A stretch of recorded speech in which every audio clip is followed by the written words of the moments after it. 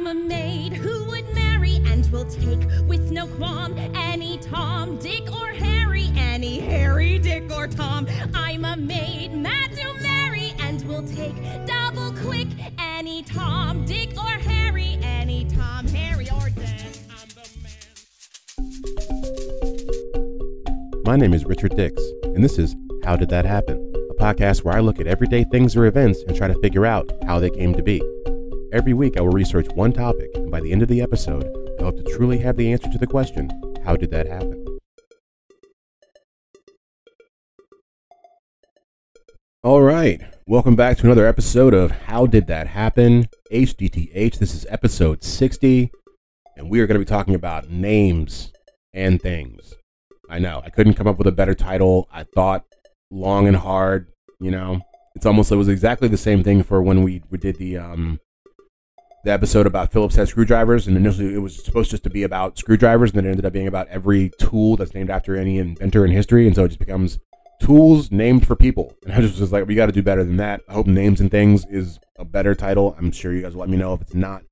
But yeah, this is episode 60. We're trying to keep things going a little bit. I really am working on trying to.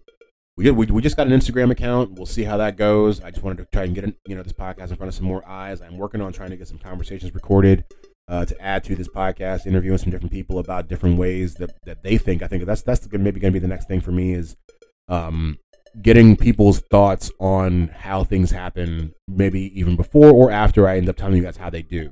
To just get kind of the everyman's idea of names and things. Like, for example, just for this episode, how do we get Peggy from Margaret? I'd love to ask people and see what they think, and then go ahead and talk about it, after the fact and find out really how we get Peggy from Margaret. And we're definitely going to learn that today. But yeah, that's just what's on the plate for the podcast over the next few months and years. What am I watching? As always, a little housekeeping before we get going with the episode. I just watched the movie The Menu on HBO Max. OMG. It was good. Like, very good. Not your usual plot. These people go to this like island or something like that. Yes, it's basically an island, and they want to have this amazing meal with this great chef, like Michelin starred, all this stuff or whatever. But they get there, and they find out that they're all gonna die at the end of the meal. It's not really I'll leave it there. Like, it's definitely worth a watch. It keeps you engaged. What I will say at the end, I just wasn't into how they ended the movie. They made the chick just, I don't know, she was trying to be, I thought she was doing too much, but that's just me. But the movie itself, definitely worth a watch. It's called The Menu on HBO Max. I also just watched Violent Night on Peacock. I'm a little late. I know it's a Christmas movie, because I was actually late because I really didn't want to see it. I was very reluctant to watch this when it first came out. It just seemed like a very odd take on Santa Claus, but I'm telling you, they may have done it right. It was funny, right? There was some comedy. There was a little bit of drama, right? Even some emotion, which I was not expecting at all. Like, this movie actually had, like, it was a movie, Very violent, though, I will say. Very violent. If gory violence is not your thing, then skip it. Like, hard pass. You do not want to see this movie. If blood and guts is not your thing, because Santa Claus just goes through a house with a sledgehammer and just messes people up. Like, he has a nickname for his sledgehammer. He calls it the Skull Crusher, just to give you an idea of how violent Santa is, and it's a Violent Night. And I got one more movie for you, because I've actually been watching a few movies, so I usually only do two, but I got one more. And it's The Shotgun Wedding, which I just saw on Amazon Prime, and it's got Jennifer Lopez, and she is pretty good in this. Like, I think you can see how she hadn't maybe acted in a while. It was a little bit touch and go for the first couple scenes. I'm not going to lie, it was a little choppy, but it definitely found its stride. You get to see her body in there, so if you're into that, trust me, it's worth. She's still got it. And there are some good laughs, as well as it's a different take on a marriage movie, like a whole wedding movie, because I almost thought I knew what it was going to be before I pressed play, but it was not. It's definitely not. So check that out. As always, what am I listening to? I'm listening to This American Life, which is a podcast from NPR. Been listening to it for years. They do profiles on different topics and people in America. It's not so much like biographies, but more like investigating and shining a light on some things that would have otherwise gone unnoticed in society. If you went into stuff like that, it is done great. I believe it was done by the man Ira Glass. I believe was his name. I'm not sure. I think so, though. The other podcast that I'll recommend to you is a podcast called Chrissy Chaos, which is done by a comedian named Chris DiStefano. He involves his family a lot, including his transgender uncle-in-law named T.T. Jerry, who just got out of prison. It's a hoot. If you're in the mood for just a good solid laugh, I mean, this is the pod for you. But as always, if I can plug those pods, I can plug my mini episode, BSB, Bite Size Bios, out now as always. This most recent episode, I profile Ellen DeGeneres, and we find out a lot about her. We find out that she was molested as a child, and also that she has a brother in show business who looks like the vampire version of her. But yeah, definitely check that out. We've done 17 Bite Size Bios now. We've covered Ellen, we've covered Hillary Clinton, Michelle Obama, Chuck Norris, Morgan Freeman, Nelson Mandela, William Shakespeare, Alexander the Great, Houdini, all those and more to come, and even more that I didn't list. So if you're into like just quick kind of snippets of people's lives, which I always find to be interesting, definitely check that out. It's every Thursday at 4:30 a.m. Do the same thing as we do with the HTTH. The transcripts are online at the htthappen.com, along with the works cited and everything. I don't think there's much else I need to say before we get on to the episode. Always thank you for pressing play. I really do appreciate it, guys. The numbers are going up. I think with the last 3 months, every month has been larger than the last, so I can only say thank you.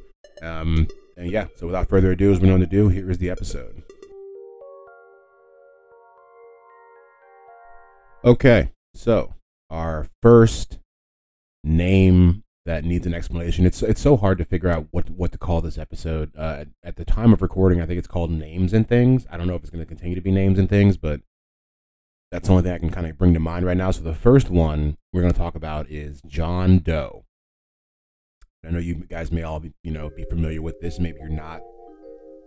John Doe is a term that's used for a lot of dead bodies they find and can't identify, or any kind of person that we can't really put a name to. And it turns out that we've been doing that for about 1,000 years. The initial kind of use of this was in the medieval times, specifically maybe in the early 1300s, late 1200s. It was used in legal terms. It was basically as a way to create. They would create these fictional people because the laws were, I guess they say, too technical, which I don't quite understand how that would work out. But the laws were written too technically, they say, to apply these to specific people when let's say you're pressing charges against somebody to get some money from them, or say you're owed something from them. For whatever reason, the way the law was written, you couldn't do it to a real person, but you would do it to a fake person, vis-a-vis the John Doe and or Richard Roe, which was the opposite. I guess another interchangeable version of that. And once you create that fictional person, I know it's a little weird, then you amass all of the charges that you were going to put on that real person. You put them on the fake person, but since you've done so, that allows you to then actually reap the benefits that you were going to reap had you actually pressed the charges on the real person. I hope that's making sense. So that started around the 1300s, continues to go, and basically that's how we get John Doe as being a fake name. I tried to find real like concrete as to when it started to become used for dead people, but I really couldn't. I would have just I'm gonna hazard a guess and say it was probably in the mid 16 to 1700s. I don't know why that feels right, but basically even before then it had always been a fake name. So it started with legal terms in the medieval times, and of course Jane Doe is just the female version of that comes along, and we do find that this is pretty synonymous in most cultures. They have what are called placeholder names. This is just kind of the ones from the West, and that's really all we're going to cover as far as like the different types of names. We're just all more Western names. I'm not going to go into the Eastern side or anything like that. Maybe for another episode. There's just, I don't know. There's a lot, but then not a lot at the same time. So that brings us. The next one is going to be the Joneses. Keeping up with the Joneses. I've always wondered this. Also, just because I don't know, maybe I've never known that many Joneses. I don't say the word Joneses very often. But yeah, keeping up with the Joneses is a colloquial saying that basically means you engage in one-upmanship. You purchase status items, both large and small, to outdo the next person, the proverbial Joneses, the other people who are always got the next best thing. And it turns out that the Joneses, little Jones, they were actually real people at one point in time. They lived in a place called Rhinebeck, New York, and they had a huge mansion. It was 7,600 square feet. It was known as a vacation spot for the wealthy of New York City. The family, let's see, the woman's name was Elizabeth Schermerhorn Jones, and she's the one who actually made that house. But so they're the people who are basically, they are the original Joneses to keep up with. They went out there in the 1850s and just made, everybody envious. So Miss Schermerhorn, which I'll call her, it's more interesting than Jones.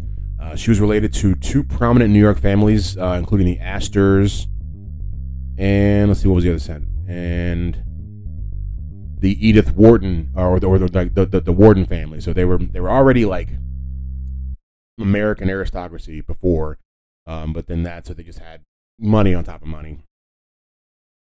And the name of that huge mansion was called the Windcliff. I've always said, when you get to the point when your house has a name, you've made it, you've arrived. But it was just, and so the idea of them keeping up with the Joneses just comes from how just immaculate this house was, and how it was just ridiculous. It had 24 rooms in it, Tiffany skylights.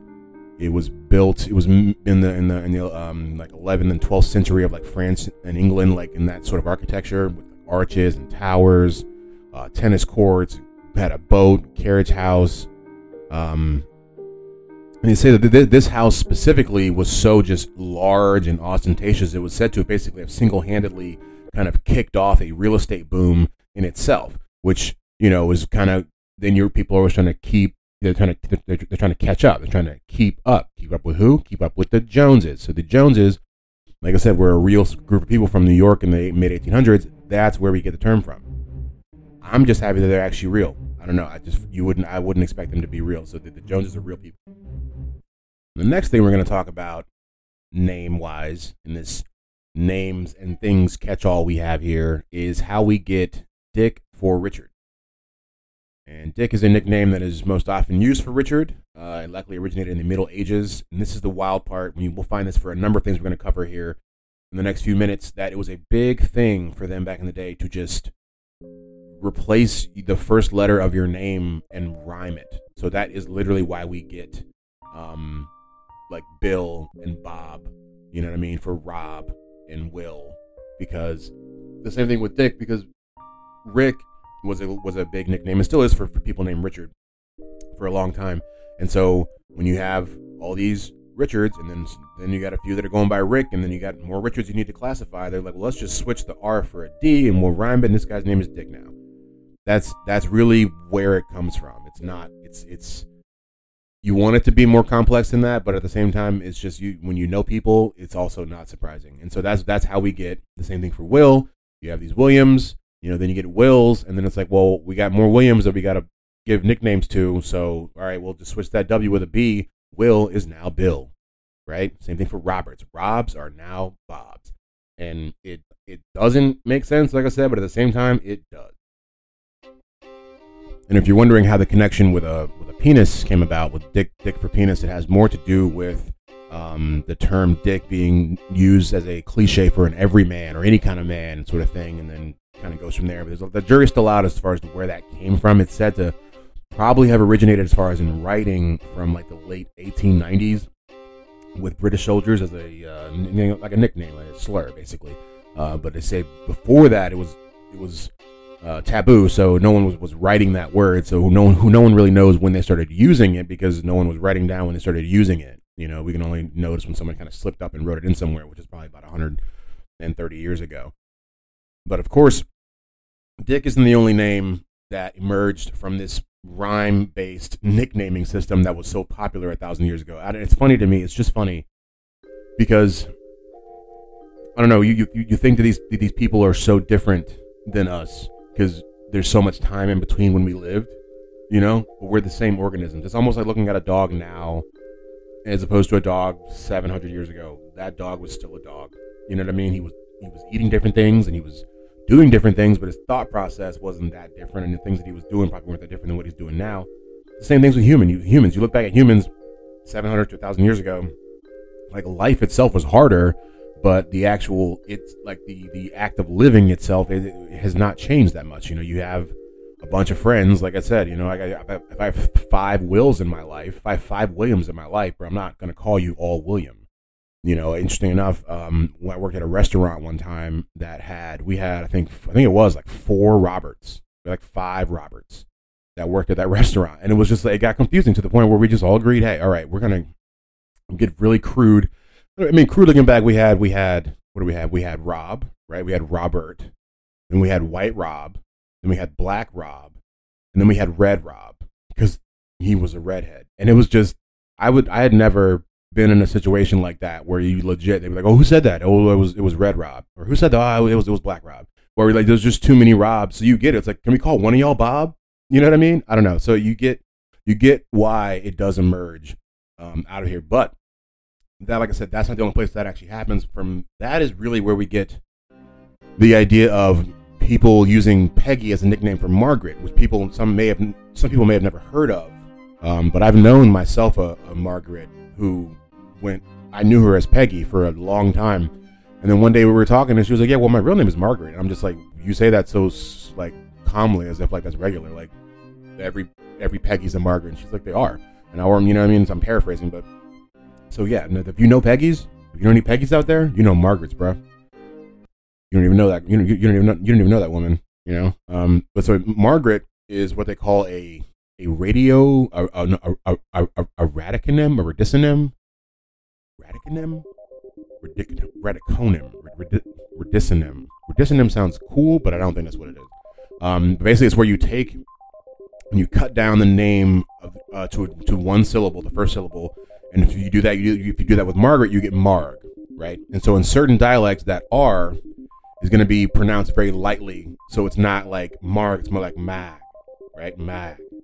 Right, and then you get from there, I guess they say in the early 1200s in England, the Mog kind of goes from Mag to Meg. So as far as like nicknames for Margaret, because based off how you speak where you are, you go from Marg to Mag to Meg, and then we get to the rhyming like we were just talking about for Rob and Bob and Will and Bill and Dick and Rick. We go from Meg to Peg, right? Then, you know your friend Peg. You like her, you call her Peggy. She's Peggy. That's how we get Peggy from Margaret. I mean, that's why we do this. How did that happen? I just told you. It's if you learned anything today, you learned that if you know a Margaret, you also know a Peggy. Coincidentally, I'm seeing here that if you know a Margaret, you may also know a Daisy. And so that Daisy is another nickname for Margaret. It's like there's nobody just like Margaret. If you have to come up with multiple nicknames for a name, then just maybe don't use that name. But so Margaret or Daisy is a nickname for Margaret because the French name for Margaret is Daisy, or there's a daisy plant. Let me get this right. Oh, okay. So yeah. So it's saying, I don't know if it's kind of like what I said, is that the French form of Margaret is used as a name for the flower for the daisy flower. So that's how it's a long form way of calling somebody Daisy because your name is Margaret. It's like what if we're not French, But that's wild. And I'm also learning that Margaret comes from Marguerite, which is Greek for pearl. We are all over the place today, but all about names. And I don't think I've mentioned this before. Maybe I have, but I was really into words in college. Almost was what I wanted to do for a living. Like linguistics really interests me in the reason people say things based off where they live or where they're from is very interesting to me. But so this whole Margaret, Peggy, Pearl situation is I find it to be very interesting. From there, we'll get to Joe Blogs. Joe Blogs and Fred Blogs is another one of those placeholder names, but it is the European one, the one for the UK. And you're more likely to see, I believe it is when they're over there, or like the dead bodies over there are called Joe Blogs instead of John Does. I don't know why John Doe sounds cooler than Joe Blogs, but Joe Blogs also gets used in other stuff. It was written up in literature. It was written in this letter. It was first seen in a collection of short stories from the 1930s called The Outcast, written by a man named, what's this guy's name? Oh, I don't think I have it. No, but the Outcast, the short stories were published in the Shipley Times Express. So, yeah, no author, but we do have where it came from. So, yeah, I mean, that's not as interesting. And I wonder, you have to wonder because, and we'll find because I'll tell you, I don't think I mentioned in the intro. We're going to tell you how we got soccer from football, and it is somewhat of an interesting story. That's going to be in the things I didn't know before segment. But you wonder how we ended up with John Doe over here, and they end up with Joe Bloggs over there. If John Doe originated over there, but it just time in life were a weird thing. The next one we'll talk about is every Tom, Dick, and Harry, which I've heard my whole life, and I don't know, I thought it would have a more recent origin story, but it goes back to our friend Shakespeare. The first time I believe you see it is in Shakespeare. Well, no, I think I'm seeing here they're saying, what are they saying? John Owen was for the first to have done it. Let me see if that's right. It's not. No. So Tom Owen did it, or I don't know if I'm going to call him Tom Owen. John Owen did it later. But the first time we see it is in a play, Shakespeare's play called Henry IV, Part 1. That was in 1597. And he is quoted as saying, "I am sworn, brother, to a leash of drawers, and can call them by their names as Tom, Dick, and Francis." So the Harry came later, but Tom and Dick were definitely there. And so it was very common for these names to be bounced around, kind of used interchangeably to just mention people. And this is what I mentioned earlier when we talk about like how Dick became, kind of a slang for penis. This is when it happened. This is the beginning of when that happened, because it went from just being rhyming it with your name is Rick, your name is Dick, to being more ubiquitous with just the common man and what you men have. Moving on from there, but it was very common for it to be used in Elizabethan English during that time. Dick and Tom, Tom and Tib, Jack and Tom. So that is where we get the idea of every Tom, Dick, and Harry, which I don't know. I assume it was made by some guy in like the 70s, because there's a very, you don't think about the fact that for the last 500 years there's been dudes named Tom, Dick, and Harry. You know what I mean? Because you look back and some dudes have some wild names, but some have some very regular names as well. Let's see. And the last one I'll give to you before we get on to the next segments. The next segments, no, I have one more thing after that. That's true. Yeah. So I have two more things. Then we'll get on to the things I didn't know before, which is going to be a little lengthy this time. I have some more stuff. Like I said, we're going to tell you where soccer came from. I'm going to tell you about some other names and why we get nicknames for them. In addition to how, we'll cross that bridge when we get to it. So the last real name we're going to talk about is John Q. Public. John Q. Public, which the first time I ever heard of this was when I watched that Denzel movie called John Q. I didn't know people were called. I've since heard it in society, but it's to me that's cooler than calling somebody a Tom, Dick, and Harry, or John Doe. It's like John Q. Public. He just sounds cool, but really I've heard it in the sense of like it is like every person, like the man you see that comes off the street, that's John Q. Public. He's just the he is the average American person. Now I think it originally was for men, but I think now it's for everybody. And so the Q in John Q stands for Quisquam. I think that's how you pronounce it.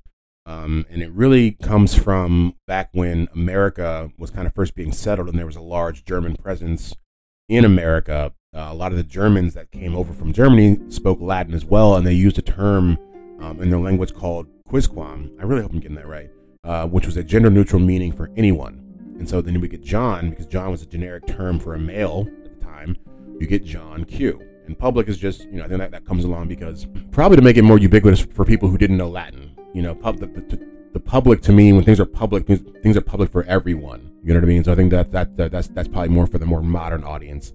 But definitely, I think it's really interesting that John Q actually means something. I mean, John doesn't mean much, but the fact that the Q hung around and it wasn't just some random thing that you get thrown in there so it sounds cool. It's really just, John Quisquam means John anyone, which to me is more spot on than John Doe.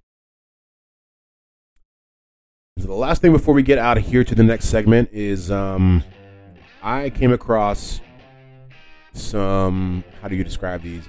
Things that you didn't know had names. Like, there's all these things in the world that we kind of just know that exist, but you don't always think about what their actual technical name for them is. So to give you an example, the first one, how the air smells after it rains. That has a specific name. It's called petrichor. That's the name for the smell after rain. Who would have knew, right? Or known? I didn't know. Right, and I have a few of these I'll share with you, and then we'll get on to the next segment. Let's see. There's what they call a scurryfunge.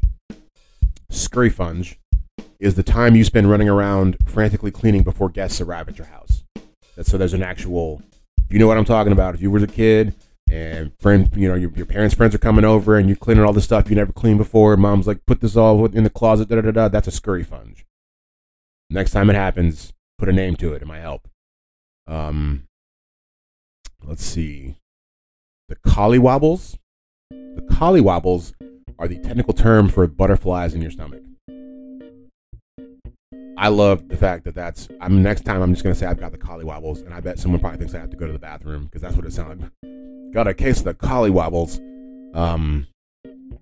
Vagitus or vagitus is the particular cry of a newborn baby. So it's a cry of a specific type of actual organism. It's not just anything crying. It's a newborn baby.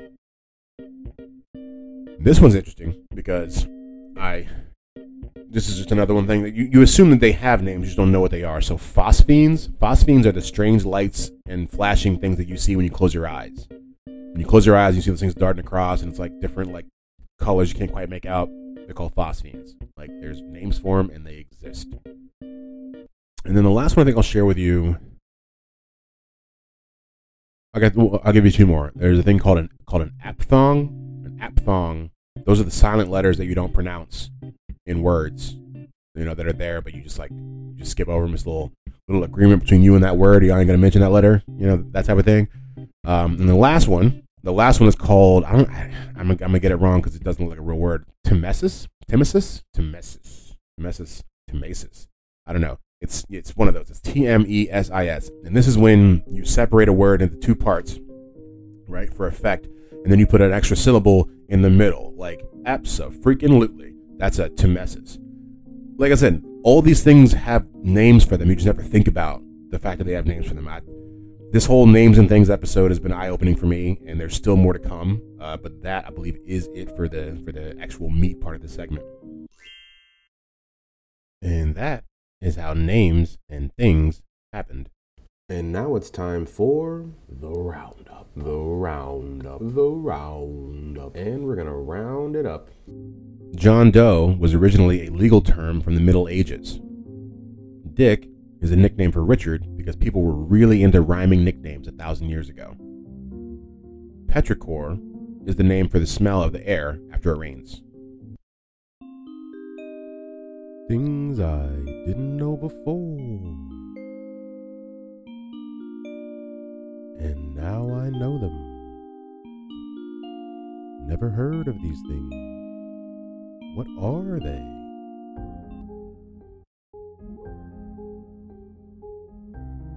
Alright, so for things that I didn't know before, for this segment we have a few things. Sometimes I don't have as many, sometimes I have one, sometimes I have five.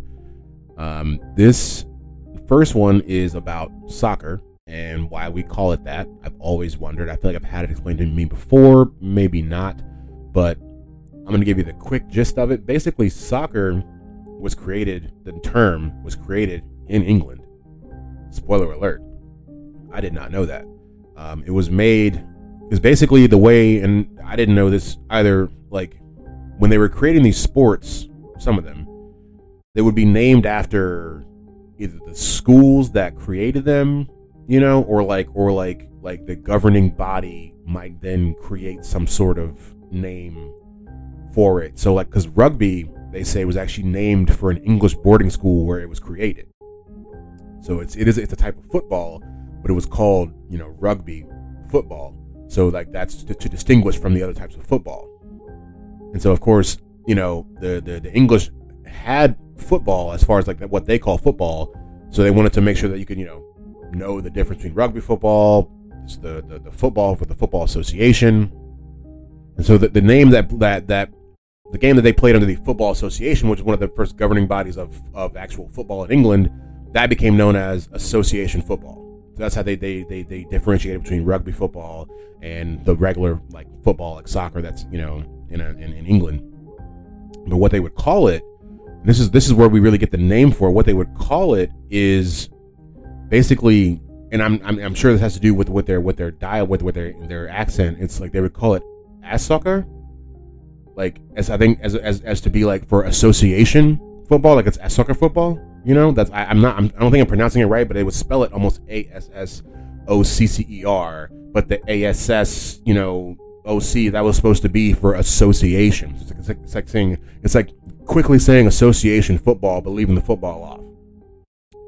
And so that's because that, like I said, that was to differentiate from regular rugby football. And so once it comes over to America, about 40 years later, they initially call it, you know, football, but they do the same thing because we already have American football over here. So they have to distinguish between American football. So they just take kind of what the nickname that the Brits had for football and apply it to our version of their sport. And that's how we get soccer. And it comes from, like I said, I'm probably not saying it right, but it's like soccer. Like it was just a nickname for association football back in the late 19th century. And then I have a couple more of those, like how we got nicknames for certain names. And then I'm going to tell you how we get the name Richard, because that's my name. Just like where it came from, because I saw it when I was doing this research, and I was like, that's actually interesting. I never knew that. But yeah, Ted for Ed is a lot like what we were just talking about earlier with Rob and Bob and Dick and Rick and Bill and Will. There was they were really into swapping letters out and rhyming people's names. They just thought it was just the bee's knees. And so you get Ed's, you can just add a T, now you got a Ted, you know. And then, but also at the same time, Ted was already a nickname for Theodore, so it was one of the few names out there that has Ted that has basically two different like nicknames, or can be applied to two different names. This next one I didn't know. I've heard people. It's how we got Nancy or Ann to be short. Why is the short form of Ann actually longer than the original name? It's how did we get Nancy for Ann? And it has to do with just the more we, you know, it's like that telephone game, you know, where you say something and you say it to the next person, you say it to the next person. That's as someone who studied communication for years, that is how we get words. That's why it doesn't surprise me when I see things like this, because when you wonder how it happened, it seems far-fetched, but it's like, no, just imagine doing that. Imagine playing the telephone game for 1,000 years. Imagine. I mean, and if you haven't played it, I'm sure, I mean, I haven't done it since I was a kid, but you would just take one phrase and you would whisper it in one person, we'd all sit in a circle, and by the time you get back to the whole other end of the circle, it's a whole different phrase. It's a whole different phrase. It always is. And so that in itself is the evolution of communication. So back to, said all that to say, to explain how we get Nancy for Ann. It has to do with the affectionate phrase, I guess, mine and. So like you would say that, you know, you love the and so much, it's mine and. That eventually turns into mine and. Then there was also a big thing about putting CYs in the end of people's names to show love and affection as well. So that's how we get mine and C, which is how you evolve into having a nickname that is longer than your actual name. And the last one that I have is pretty simple. It's how we get Charles for Chuck. It's basically just Chuckin was the Middle English name for Charles. So, you know, when you translate Charles, you get Chuckin. That's why we have Chuck. It's not that deep. And the last one, like I said, I'll tell you how the name Richard came about. And so most people believe that it comes from the Proto-Germanic word Rick-Harthu, which basically just means hard ruler. Rick means ruler, Harthu means hard. This was adopted into the Old High German as Rickohard. And from there you get to the Old French and Old English, they call it Richard, and then you get Richard, you know. And it's funny because on my journalism team in college, for whatever reason, they accidentally called me Righard, Righard, and that became my nickname for that the whole time I was there. And we all laughed, we always laughed, no one ever understood. Just the teeth, like the supervisor one day when she was calling out, like, see who was here, she was like, Righard, and we were all like, what? But it's beside the point. So just I can see how the evolution happens.